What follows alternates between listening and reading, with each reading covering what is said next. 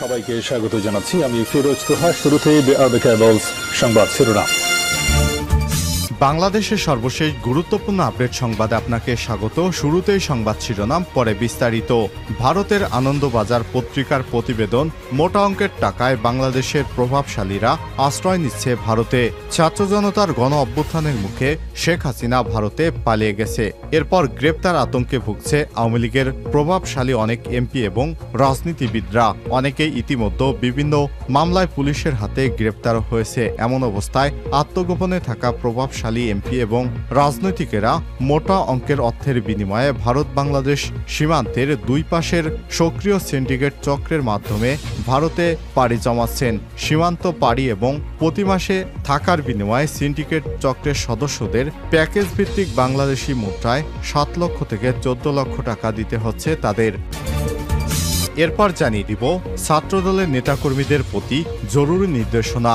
দেশের বিভিন্ন জেলায় বন্যা পরিস্থিতির অবনতি, বন্যা দুর্গত মানুষকে উদ্ধার এবং জানমালের নিরাপত্তা এবং ত্রাণ সহায়তা, ত্রাণ বিতরণের কার্যক্রমের জন্য জাতীয়তাবাদী ছাত্রদলের নেতাকর্মীদের প্রতি জরুরি নির্দেশনা দেওয়া হয়েছে। জানিয়ে দিব হাসপাতাল ছেড়ে বাসার পথে খালেদা জিয়া। এদিকে ক্ষমা চাইলেন বিএনপি নেতা দুলু। শেখ হাসিনার ছবি দেখালে পত্রিকা টেলিভিশন আগুন দিয়ে জ্বালিয়ে দেওয়া হবে, এমন মন্তব্যের 3 দিন পর প্রকাশ্যে ক্ষমা চাইলেন বিএনপি চেয়ারপারসনের উপদেষ্টা পদ থেকে সদ্য পদোন্নতি পাওয়া বিএনপি নেতা রুহুল কুদ্দুস তালুকদার দুলু। এবারে জানাবো ইসির নিবন্ধন পেল এবি পার্টি, প্রতীক ঈগল। উচ্চ আদালতের নির্দেশে আমার বাংলাদেশ পার্টি এবি পার্টিকে নিবন্ধন দিয়েছে নির্বাচন কমিশন ইসি, যাদের প্রতীক হিসেবে বরাদ্দ দেওয়া হয়েছে ঈগল। এবং সর্বশেষ জানিয়ে দিব তলিয়ে গেছে নোয়াখালী, পানিবন্দী 35 লক্ষ মানুষ। কয়েকদিনের ভারী বর্ষণে তলিয়ে গেছে পুরো নোয়াখালী। 9টি উপজেলার সবকয়টিতেই বসতবাড়ি, গ্রামীণ সড়ক এবং শিক্ষা প্রতিষ্ঠান, বাড়িঘর সহ বন্যার পানিতে তলিয়ে গেছে সবকিছু। পানিবন্দী হয়ে পড়েছে প্রায় 35 লক্ষ মানুষ। পুকুর এবং ঘের থেকে কোটি কোটি টাকার মাছ পানিতে ভেসে গেছে। খাল উদ্ধার এবং পানি নিষ্কাশনে সেনাবাহিনীর সহযোগিতা চেয়েছে স্থানীয়রা। জানা গেছে টানা 1 সপ্তাহের ভারী বর্ষণ জলাবদ্ধতা দেখা দিয়েছে নোয়াখালী জেলা জুড়ে।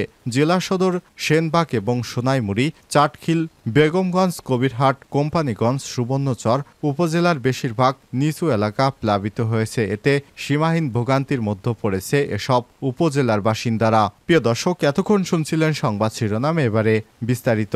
তবে তার আগে বন্ধুরা অনুরোধ থাকবে সংবাদটিতে একটি লাইক দিন। এই চ্যানেলে আপনি নতুন হয়ে থাকলে আমাদের সংবাদটি দেখতে দেখতে চ্যানেলটি সাবস্ক্রাইব করে রাখুন। কমেন্ট করে আপনার মূল্যবান মতামত জানিয়ে দিন বন্ধুরা, আপনি বিশ্বের কোন দেশ থেকে বা বাংলাদেশের কোন স্থান থেকে আমাদের সংবাদটি দেখছেন এবং শুনছেন। এবারে বিস্তারিত। মোটা অঙ্কের টাকায় বাংলাদেশের প্রভাবশালীরা আশ্রয় নিচ্ছে ভারতে। ভারতের আনন্দবাজার পত্রিকার প্রতিবেদন, ছাত্র জনতার আন্দোলনের মুখে শেখ হাসিনা ভারতে পালিয়ে গেছে। এবার আওয়ামী লীগের নেতাকর্মীরা পড়েছে বিপদে। তারা সীমান্ত পেরিয়ে সিন্ডিকেটের মাধ্যমে কাঁটাতার পেরিয়ে ভারতে অনেকেই মোটা অঙ্কের টাকার বিনিময়ে আশ্রয় নিচ্ছেন। জানা গেছে বাংলাদেশ থেকে তারা ভারতে আশ্রয় নেয়ার পিছনেই খরচ করছেন 7 থেকে 14 লক্ষ টাকা। বুধবার 21 আগস্ট পশ্চিমবঙ্গের বাংলা দৈনিক আনন্দবাজারের এক প্রতিবেদনে চাঞ্চল্যকর এইসব তথ্য জানা গেছে। এতে সীমান্তে সিন্ডিকেটের সহায়তায় বাংলাদেশের এক এমপি এবং তার পরিবার ভারতে পালিয়ে যাওয়ার বিষয়ে বিস্তারিত তথ্য তুলে ধরা হয়েছে। তবে বাংলাদেশে ওই এমপির পরিচয় প্রকাশ করেনি আনন্দবাজার। প্রতিবেদনে বলা হয়েছে, বাংলাদেশের মেহেরপুর জেলার কাশারিবাজার থেকে একজন এমপি ফোন করেন পশ্চিমবঙ্গের সীমান্তবর্তী কাথুলি বাজার এলাকার একটি বাড়িতে। দেশের অস্থিতিশীল পরিস্থিতিতে স্ত্রী এবং 4 সন্তানকে নিয়ে কিছুদিনের জন্য দেশ ছেড়ে ভারতে নিরাপদে আশ্রয় চান তিনি। ফোন করার কিছুক্ষণ পর কাথুলিবাজার থেকে ফোন আসে নদিয়ার করিমপুর 2 ব্লকের রাউতবাটি গ্রামে। এতে ফোনের ওই 2 প্রান্তের ব্যক্তির মাঝে প্রায় 5 মিনিট আলোচনা হয়। তিনি আশ্রয় চাইছেন তার প্রোফাইল, রাজনৈতিক ঝুঁকি, আর্থিক সক্ষমতা সহ বিভিন্ন বিষয় সংক্ষেপে জেনে নিয়ে ওই এমপিকে সীমান্ত পার করে ভারতে প্রবেশ করানোর সিদ্ধান্ত চূড়ান্ত হয়। এ সময় জানিয়ে দেওয়া হয়, ভারতে আসার জন্য ওই এমপির পরিবারের সদস্যদের মাথাপিছু খরচ পড়বে ভারতীয় মুদ্রায় 1 লক্ষ টাকা করে। এছাড়াও যতদিন নিরাপদে আশ্রয় থাকবে ততদিন ভারতীয় সীমান্তরক্ষী বাহিনী, বিএসএফ এবং পশ্চিমবঙ্গ পুলিশের নজর এড়িয়ে থাকার জন্য মাসিক 10 লক্ষ টাকা গুনতে হবে। টাকার অঙ্ক নিয়ে দর কষাকষির পর ঠিক হয়, সীমান্ত পার করানোর বিনিময়ে প্রত্যেকের মাথাপিছু 70,000 টাকা পরিশোধ করতে হবে, আর আশ্রয়ের জন্য দিতে হবে মাসিক 5 লক্ষ টাকা করে। এরপরই এই প্রস্তাবনাটি ডিলটি ফাইনাল হয়। ছাত্রদলের নেতাকর্মীদের প্রতি জরুরি নির্দেশনা। দেশের বিভিন্ন জেলায় বন্যা পরিস্থিতির অবনতিতে বন্যাদুর্গত মানুষদের উদ্ধার এবং জানমালের নিরাপত্তা এবং ত্রাণ সাহায্যে বিতরণে জাতীয়তাবাদী ছাত্রদলের নেতাকর্মীদের প্রতি জরুরি নির্দেশনা দেওয়া হয়েছে। বুধবার 21 আগস্ট জাতীয়তাবাদী ছাত্রদলের কেন্দ্রীয় সভাপতি রাকিবুল ইসলাম রাকিব এবং সাধারণ সম্পাদক নাসির উদ্দিন নাসির এসব নির্দেশনা প্রদান করেন। নির্দেশনায় বলা হয়েছে, প্রতিষ্ঠার পর থেকেই বাংলাদেশে যে কোনো দুর্যোগ, দুর্বিপাকে কিংবা সংকটে একটি দায়িত্বশীল সংগঠন হিসেবে বাংলাদেশ জাতীয়তাবাদী ছাত্রদলের নেতাকর্মীরা সবসময় সাধারণ মানুষের পাশে দাঁড়িয়েছে। হঠাৎ এই বন্যায় মানুষের জীবন সম্পদ রক্ষা এবং ত্রাণ সহায়তা কার্যক্রম পরিচালনায় সংশ্লিষ্ট ইউনিটসমূহের বাংলাদেশের জাতীয়তাবাদী ছাত্রদলের নেতাকর্মীদের প্রতি নিম্নোক্ত নির্দেশনা দেওয়া হলো। 1. সাধারণ মানুষকে নিরাপদ স্থানে সরিয়ে আনতে সর্বোচ্চ সহায়তা করতে হবে। গবাদি পশুগুলোকে নিরাপদ স্থানে সরিয়ে নেওয়ার ব্যাপারে সাহায্য করতে হবে। 2. উদ্ধার কাজে সক্রিয়ভাবে অংশগ্রহণের জন্য প্রতিটি ইউনিটে প্রয়োজনীয় সংখ্যক রেস্কিউ টিম প্রতিষ্ঠা করতে হবে। 3.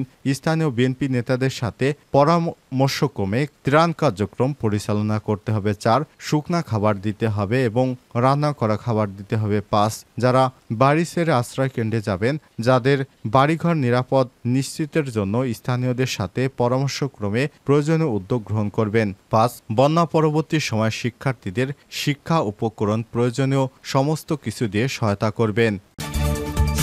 হাসপাতাল ছেড়ে বাসার পথে খালেদা জিয়া। দীর্ঘদিন চিকিৎসা শেষে মেডিকেল বোর্ডের সিদ্ধান্ত মোতাবেক হাসপাতাল ছেড়েছেন বিএনপির চেয়ারপারসন বেগম খালেদা জিয়া। বুধবার সন্ধ্যা 7টার পর রাজধানীর এবারকার হাসপাতাল ছেড়ে তার গুলশানের বাসভবন ফিরোজায় ফিরেন বিএনপির চেয়ারপারসন বেগম খালেদা জিয়া। খালেদা জিয়ার ব্যক্তিগত চিকিৎসক ডাক্তার এজেডএম জাহিদ হোসেন এবং বিএনপির মিডিয়া সেলের সদস্য সাইরুল কবির খান বিষয়টি নিশ্চিত করেছেন। ক্ষমা চাইলেন বিএনপি নেতা দুলু। শেখ হাসিনার ছবি দেখালে পত্রিকা, টেলিভিশনে আগুন দিয়ে জ্বালিয়ে দেওয়া হবে, এমন মন্তব্যের 3 দিন পর প্রকাশ্যে ক্ষমা চাইলেন বিএনপির উপদেষ্টার পদ থেকে সদ্য পদ অবনতি হওয়া বিএনপি নেতা রুহুল কুদ্দুস তালুকদার দুলু। বুধবার 21 আগস্ট দুপুরে শহরের আলাইপুরে জেলা বিএনপির কার্যালয়ের সামনে স্বেচ্ছাসেবক দলের 44তম প্রতিষ্ঠাবার্ষিকী উপলক্ষে আয়োজিত জনসভায় তিনি গণমাধ্যম কর্মীদের কাছে ক্ষমা চান। রুহুল কুদ্দুস তালুকদার দুলু বলেন, সব গণমাধ্যম কর্মীর সঙ্গে আমার ব্যক্তিগত সম্পর্ক রয়েছে।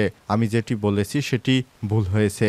গত 16 তারিখে যারা সরকার অর্থাৎ শেখ হাসিনা সরকারের পক্ষ নিয়ে কথা বলছিলেন, তাদের কথা বলতে গিয়ে মুখ ফসকে সমস্ত পত্রিকার কথা বলে ফেলেছি। এজন্য আজকের এই সমাবেশে হাজার হাজার মানুষের সামনে দাঁড়িয়ে গণমাধ্যম কর্মীদের কাছে দুঃখ প্রকাশ এবং ক্ষমা চেয়ে নিচ্ছি। তলিয়ে গেছে নোয়াখালী, পানিবন্দী প্রায় 35 লক্ষ মানুষ।